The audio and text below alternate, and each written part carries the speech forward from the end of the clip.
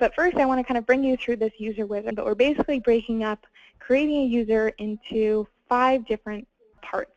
So this first screen that you see is basic information. So what we do is we first create the username. That typically will be maybe a first initial and last name, or a combination of first and last name. You then create a password. We typically will create one generic password, and the individual will have the ability to change their password and all this information besides their username on their own. So typically just for administrative purposes, we'll make the password learn or metrics. And then they'll select a manager. We can easily kind of assign that to managers, so managers can keep track of their individuals. After a manager is selected, just basic information is filled in, including first name, last name, email, city, state, county, zip, additional information if needed. The second step of creating a user are these report tags.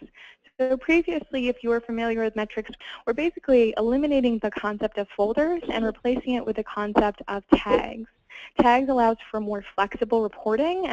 So what will happen is you'll need to select the location. So the location will be the Career Center location or the affiliate sites.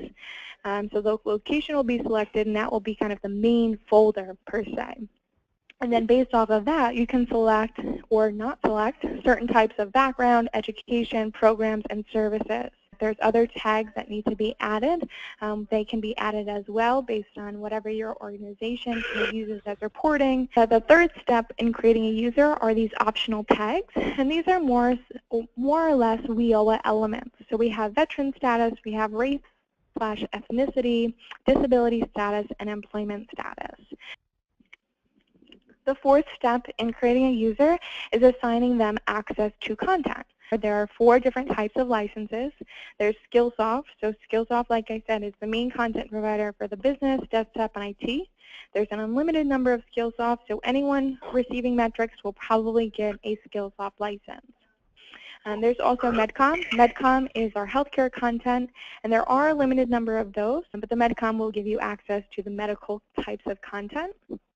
Amatrol, that's the manufacturing content. So again, there's unlimited number of those. Anyone could receive that. And then lastly, there's the Prove It assessments. So assessments, there's unlimited number of those, and anyone can receive that as well.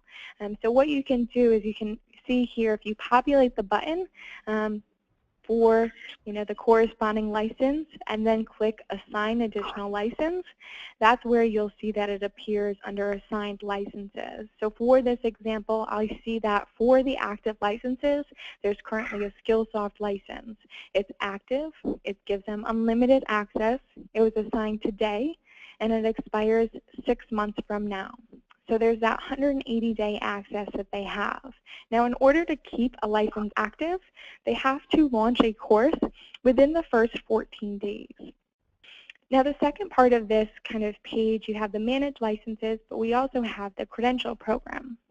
And what that means is we have training for 130 different industry certifications. What an administrator can do is they can go ahead and select from the drop-down. Let's say, again, it's Microsoft Office. They would assign Microsoft Office to this individual, and what that would do is that would preload the courses associated with Microsoft Office automatically into an individual's learning plan. An individual will take those courses in ascending order. They watch a tutorial about certifications. They take the, maybe 10 to 25, 50 courses on the certification. Once they've completed all of those courses with an 80% or higher, they receive an email. Within that email, it may be the voucher code itself, or it may be additional test prep. If it's an additional test prep, they have to complete that before getting the voucher code, and there'll be another email sent with that information. So a lot of these certifications, they do have prerequisites, so we always recommend that it's on the individual to be personally accountable for researching what that credential entails. If someone doesn't complete the courses, the money is put back so that into the pool so someone else can utilize it. So basically, if someone doesn't progress through the steps, they don't receive the next one. So it's kind of made for people who are motivated and going to follow through with this.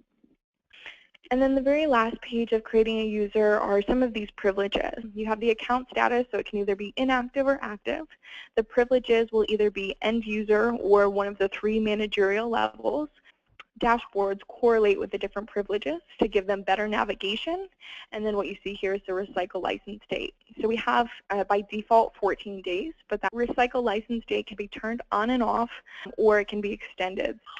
If we go down to the administrative privileges, these are basically privileges based on the administrator. So if it's a demo account, if you want to restrict the group that they're in or the location that they're in so they only see those people, you can do that.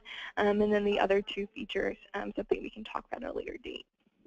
And then the last subject here, the catalog privileges. This basically allows you to turn on certain things within what they would get access to. So you see that there's the digital literacy assessment. If you check that box, someone will be required to take that digital literacy assessment before getting access to the Skillsoft, Amatrol, or Medcom content. We have the full catalog, meaning that you can turn on and off the catalog. So if you want to restrict certain things, or if you want to restrict the catalog, I should say, because you have a preset curriculum that you want to utilize, you can do that.